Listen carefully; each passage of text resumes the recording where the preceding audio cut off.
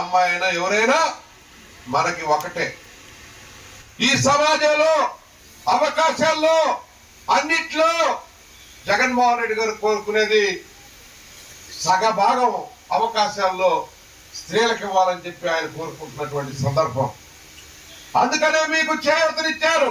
ఇట్లా మొత్తం కూడా అన్ని పథకాలకి కలిపి దయచేసి సోదరీమణులు అందరూ కూడా అర్థం చేసుకోవాలి. నేను కూడా మీ మనిషిని, స్త్రీ పక్షపాతిని. నేను కూడా జగన్మోహన్ రెడ్డి గారు ఎట్లా నేను కూడా స్త్రీ పక్షపాతిని.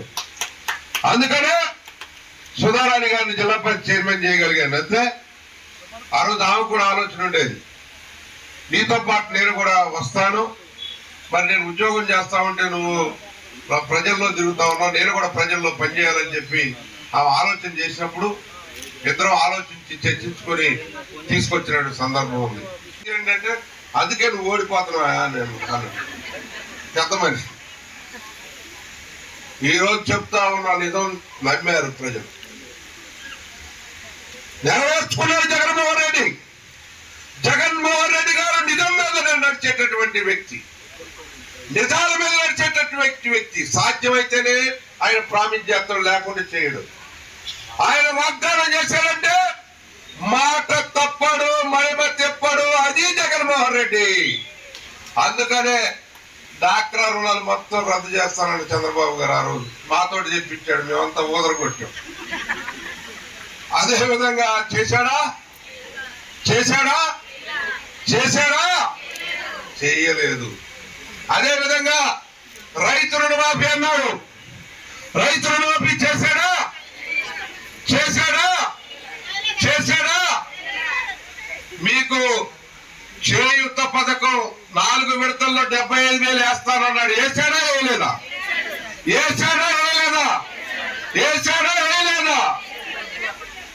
అందరూ ఎవరు జగన్మోహన్ రెడ్డి గారు రైట్ అయితే అందరూ చేతులు థ్యాంక్ యూ థ్యాంక్ యూ రేపు 2 చూసుకోండి నొక్కండి అమ్మా, 2 బట్టలు నొక్కాలి.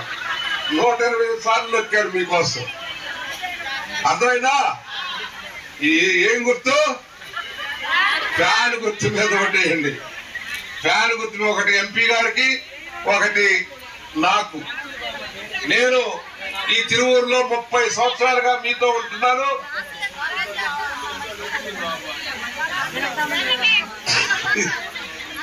ఆ రోజు ఏమంటే చైర్మన్ గారు చెప్పమంటున్నారు, ఆ రోజు అబద్ధాలు చెప్తే ఓడిపోయాను, ఈ రోజు నిజాలు చెప్తున్నారు కాబట్టి గెలిపియండి అని చెప్పమంటున్నారు.